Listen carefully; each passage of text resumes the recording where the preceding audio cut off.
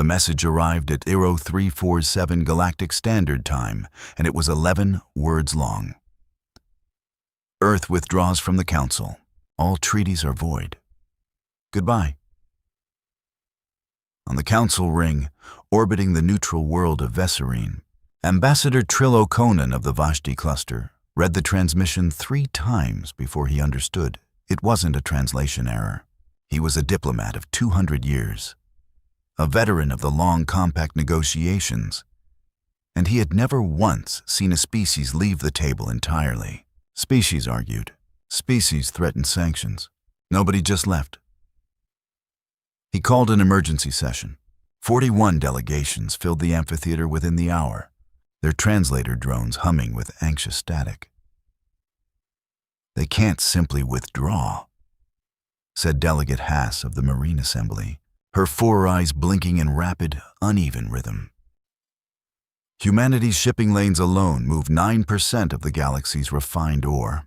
Their medical exports keep 3 border colonies alive. This is not a policy. This is an amputation. "It's worse than that," said O'Conan quietly. He pulled up the human delegate's now empty chair on the display. They didn't ask for concessions.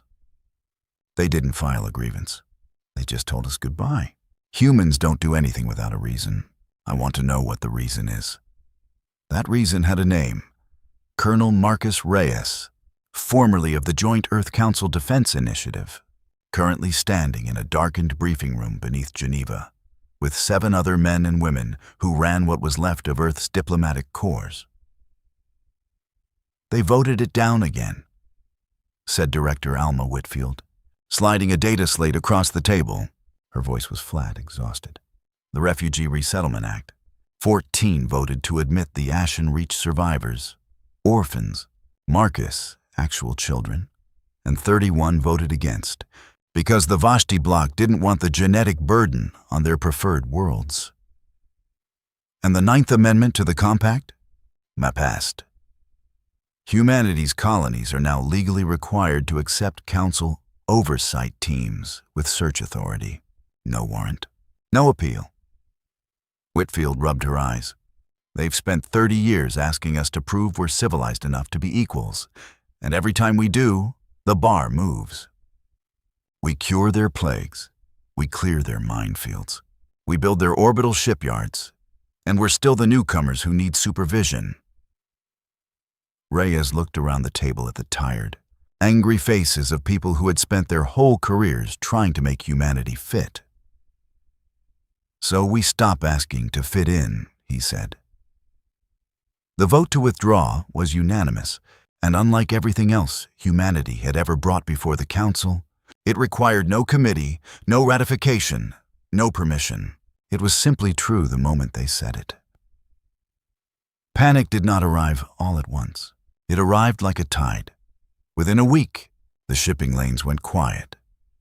Not sabotaged, not blockaded, just unstaffed, as human crews were recalled to their own space under a directive nobody outside Earth had seen coming. The Marine Assembly's cold fusion reactors, built on human-licensed technology, began throttling output because the maintenance contracts had lapsed and no human engineers were coming to renew them. On the border world of Keshanor, an outbreak of Talvin fever spread through a refugee camp that had depended quietly and for years on a rotating staff of human doctors who now simply weren't there. The Council convened an emergency summit and formally requested that a human representative attend. Earth's answer came back within the hour, forwarded through an automated relay, addressed to no one in particular. "We're not available." It was Ambassador Konan who finally understood, 3 weeks later, standing on the observation deck of a Council cruiser as it passed the edge of human space. A line marked now not by hostility, but by silence. No fleets, no blockade, just a border that had quietly stopped answering. "They didn't leave because we're weak," he said to Delegate Haas, who had come with him against the wishes of her own government. "They left because we never treated them like they mattered until we were afraid of losing them. And even now, look, No threats, no demands. They just closed the door and went home to take care of their own. Hass was silent for a long moment. What do we do? I don't know if there's anything we can do, Konan admitted. You don't get to ask a favor of someone the day after you spent 30 years reminding them they weren't equal. It took the council 4 months to draft a formal apology, an actual, unprecedented, signed apology. The first in the Compact's 400-year history, acknowledging bias in the resettlement votes and rescinding the oversight authority outright. It took 4 more months of silence before Earth responded. The response was not a treaty. It was not a reinstatement. It was a single human ship, unarmed, flying no flag but its own, arriving in orbit above Vesserine with a small crew and a simple offer. Humanitarian aid for Kesh Anor, delivered directly, no council authority required, no strings attached.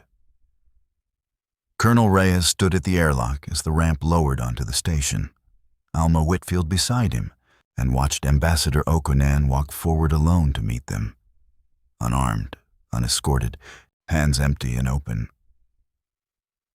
We're not here to rejoin the council, Reyes said, before Konan could speak. We're here because there are children on Kesh Anor who didn't vote for any of this. That's the only reason. Konan nodded slowly, understanding at last what humanity had been trying to teach them all along. That respect wasn't a policy to be voted on, and that the galaxy's newest species had never needed the Council's permission to be decent. Then let's start there, he said, and maybe someday we'll deserve the rest. Behind him, the stars over Vesserine burned on, indifferent, as 2 civilizations took the first quiet step toward becoming something better than either had been alone.